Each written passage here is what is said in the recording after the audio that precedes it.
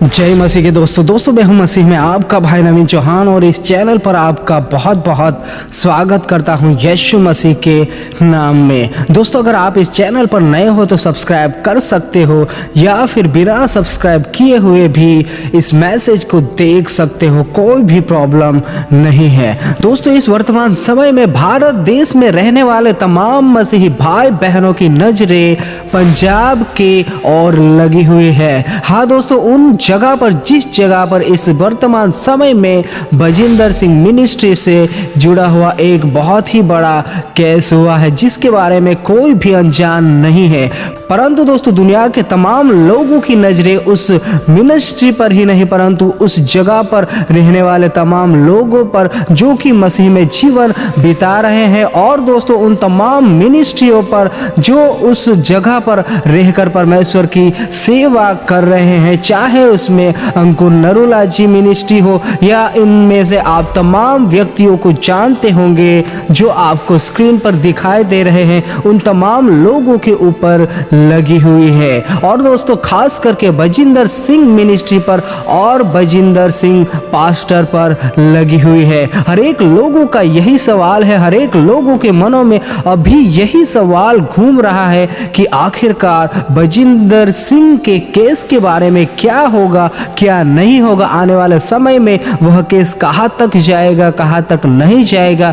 यह सवाल बहुत से मसीही भाई बहनों के मनों में अभी भी उमड़ रहा है। दोस्तों अगर आप YouTube पर भी बजिंदर सिंह मिनिस्ट्री के बारे में सर्च करोगे तो ट्रेंडिंग में या यूं कहे कि पहले नंबर पर मसीह में उसकी मिनिस्ट्री का नाम आता है। हर कोई उसके बारे में मैसेज बना रहा है, हर कोई उसके बारे में वीडियोज पर वीडियोज बना रहा है। आप और मैं देख सकते हैं YouTube पर भी उस जगह के बारे में। परंतु दोस्तों खास करके यह सवाल हर एक मसीही भाई बहनों के मनों में अभी भी गूंज रहा है या अभी भी घूम रहा है कि बजिंदर सिंह केस का क्या होगा, क्या नहीं होगा, वह कहां तक जाएगा, बजिंदर सिंह जी जेल से छूटने पाएंगे कि नहीं छूटने पाएंगे। बहुत सारे विचारों से, बहुत सारे सवालों से मैं और आप और इस संसार के लोग घिरे हुए हैं। दोस्तों यह मैसेज पंजाब में रहने वाले तमाम सेवकों के लिए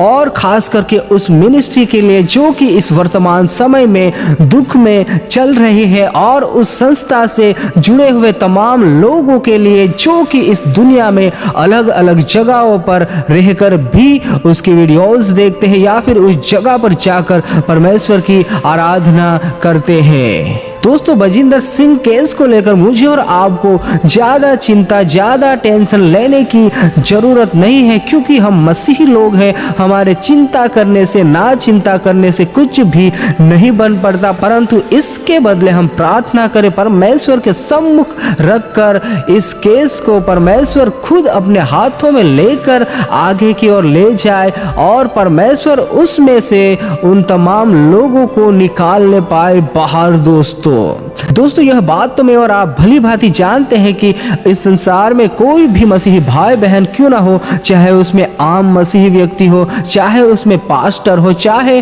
उसमें आप और मैं जिसे भविष्यवक्ता समझते हो वह हो, चाहे कोई भी पर्सन क्यों ना हो, अगर वह परमेश्वर के सम्मुख खराई से चलता है, परमेश्वर के साथ साथ चलता है, उसके वचनों के अनुसार चलता है, और वह किसी ऐसे फंदे में फंस जाता है या फिर ऐसी मुसीबत में फंस जाता है और वह सच्चा रहता है, तो परमेश्वर उसे बाहर निकालने ही पाता है। हम देख सकते हैं यूसुफ के माध्यम से भी उस पर कई प्रकार के इल्जाम लगाए गए, उस पर व्यभिचार का भी इल्जाम लगाया गया और उसे जेल खाने में डाल दिया गया। परंतु मैं और आप इस बात को भली भांति जानते हैं कि परमेश्वर उस जेल में भी उसके साथ था, परमेश्वर उस जगह पर भी, उसके दुखों में भी उसके साथ साथ चलता था। ज्यादा समयों तक वह जेल भी उसे नहीं बंद करने पाई उस जगह पर, और उस जगह से यूसुफ को भी बाहर निकाला गया परमेश्वर के अनुग्रह के द्वारा,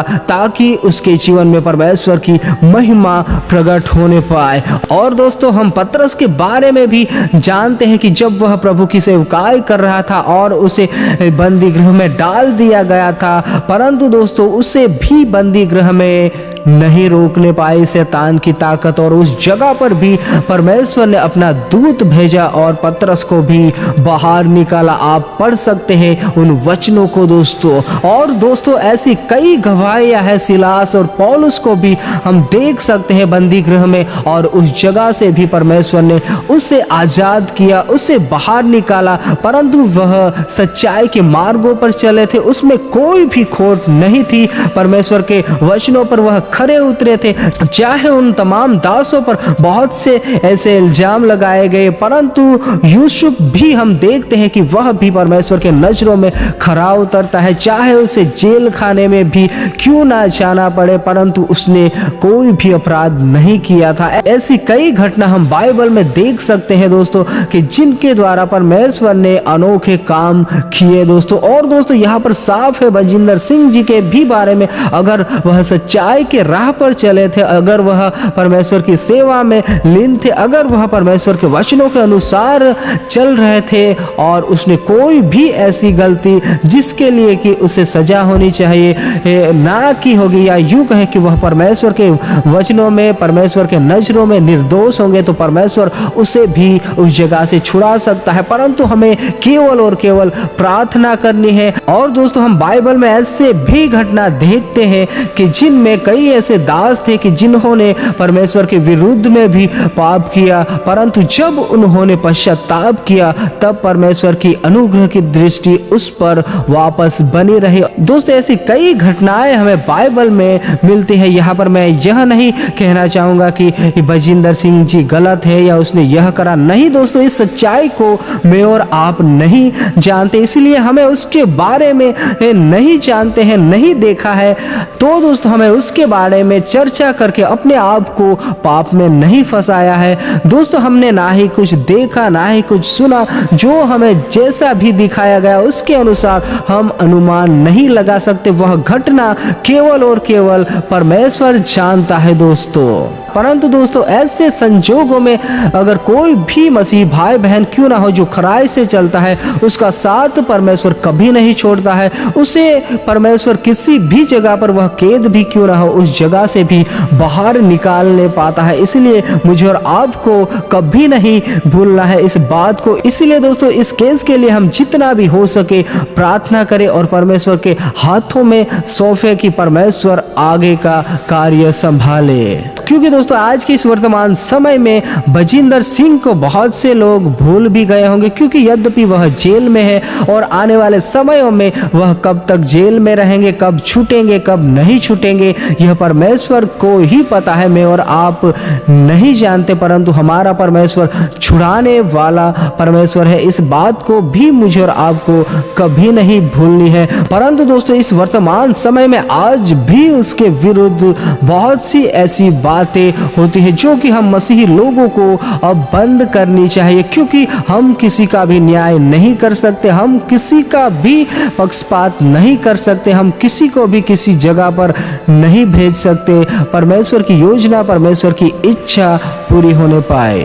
दोस्तों मैं तो कहता हूं कि जितना भी हो सके उस संस्था के लिए, उस कलीसिया के लिए और बजिंदर सिंह जी के लिए प्रार्थना करें, क्योंकि बिना चरवाहे की भेड़ बहुत ही तितर बितर होने की संभावना रहती है। और ऐसे लाखों लोग थे जो कि उस संस्था से जुड़े हुए थे, उस कलीसिया के साथ जुड़े हुए थे, और कई सारे मसीही भाई बहन जिन्होंने उनके द्वारा यीशु मसीहा के नाम को जाना। दोस्तों आज मुझे और आपको बाकी सब नहीं दिख रहा होगा, सिर्फ और सिर्फ बजिंदर सिंह की घटना जो भी हुई वही दिख रही होंगी, परंतु दोस्तों मुझे और आपको सोचना है उसकी संस्था के बारे में, उसकी कलीसिया के बारे में, उनके लोगों के बारे में जो कि उनके माध्यम से प्रभु को जाना, और उन तमाम लोगों पर भी मुझे और आपको ध्यान देना चाहिए। उन तमाम लोगों के लिए भी दुआ करनी चाहिए कि आज जो भी व्यक्ति इसी आस में बैठे हुए हैं कि हमारे पास्टर कब आएंगे, पास्टर बजिंदर सिंह कब जेल से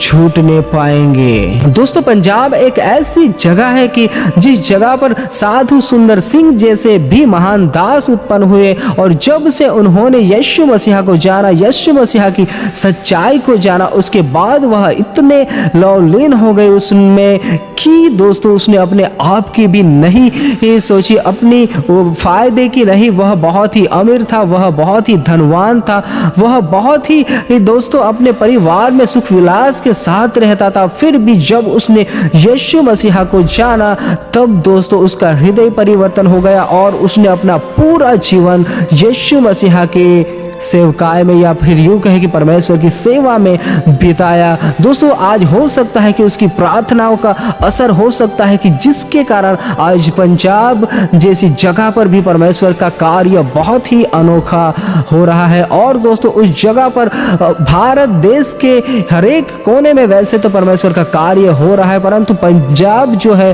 वह कुछ समयों से ज़्यादा ही चर्चा में आ रहा है, या यूं कहे कि परमेश्वर का कार्य, परमेश्वर का सुसमाचार उन जगह पर बहुत ही तेजी से फैल रहा है। और दोस्तों इसी बात को देखते हुए शैतान भी यही खोज में है कि कब उन तमाम सेवकों को पीछे हटाए, उन तमाम सेवकों को जो कि परमेश्वर की महिमा को प्रकट कर रहे हैं, जो कि परमेश्वर के वचनों को प्रकट कर रहे हैं, जो कि परमेश्वर के वचनों के द्वारा लोगों को सुसमाचार सुनाकर मसीह के पास लोग आते हैं, उनको रोक के। इसलिए शैतान यह ऐसी षड्यंत्र को रच रहा है कि जिससे उस जगह के तमाम दास पीछे हटने पाए।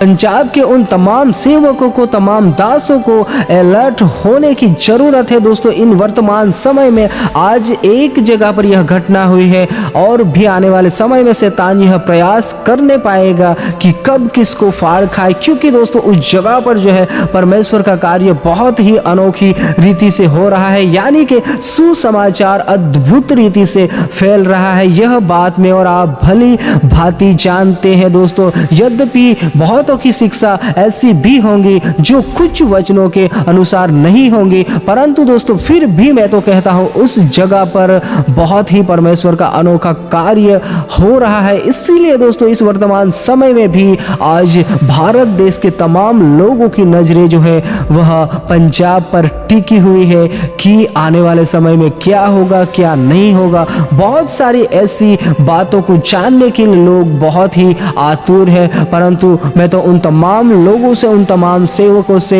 यही निवेदन करना चाहूँगा कि हर एक उस जगह पर जो सेवक है, पास्टर है, चाहे अपने आप को प्रॉफिट भी समझते होंगे, उन तमाम से तो मैं यही नम्र हृदय से कहना चाहूँगा कि इन अंतिम समयों में मुझे और आपको और उन तमाम जगह पर जो भी सेवा कर रहे हैं पंजाब में, उन तमाम लोगों को एकजुट होने की जरूरत है, क्योंकि यह बात तो मैं और आप भली भांति जानते हैं कि शैतान के पास अब थोड़ा ही समय रह गया है और वह यही कोशिश करेगा कि कब किसको फाड़ खाए, कब किसको परमेश्वर के मार्ग से हटाए, कब किसको परमेश्वर से अलग करे। और शैतान ऐसे दासों को ही सबसे पहले पकड़ता है कि जिससे पूरी प्रजा ही तितर बितर होने पाए। इसीलिए दोस्तों इस अंतिम समयों में, इन अंतिम घड़ी में, और खास करके बजिंदर सिंह मिनिस्ट्री के उन दुख की घड़ी में हमें आनंदित नहीं करना है। हमें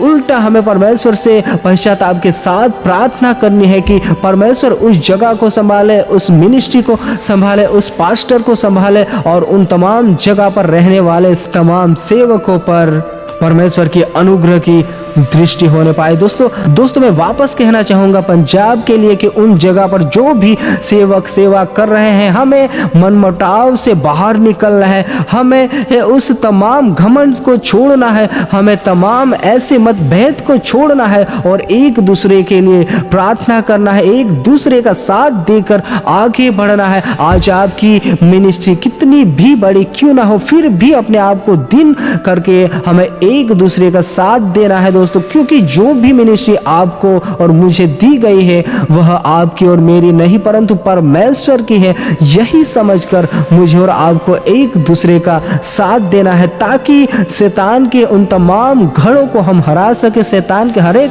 अटैकों को हम दूर करने पाए यीशु मसीह के नाम में, यीशु मसीह के वचनों के द्वारा। दोस्तों, मैसेज के अंत में यही कहना चाहूंगा कि खास करके बजिंदर सिंह जी के लिए प्रार्थना करें, बजिंदर सिंह मिनिस्ट्री के लिए प्रार्थना करें जो कि इस वर्तमान समय में बहुत ही दुख की घड़ी में गुजर रहे हैं। उन तमाम लोगों के लिए, इस संस्था से जुड़े तमाम लोगों के लिए प्रार्थना करें, उन तमाम लोगों के लिए जो अलग अलग जगह पर रह रहे हैं उनके लिए भी प्रार्थना करें। उन्हें परमेश्वर हिम्मत दे, वचन दे ताकि वह परमेश्वर में आगे बढ़ने पाए।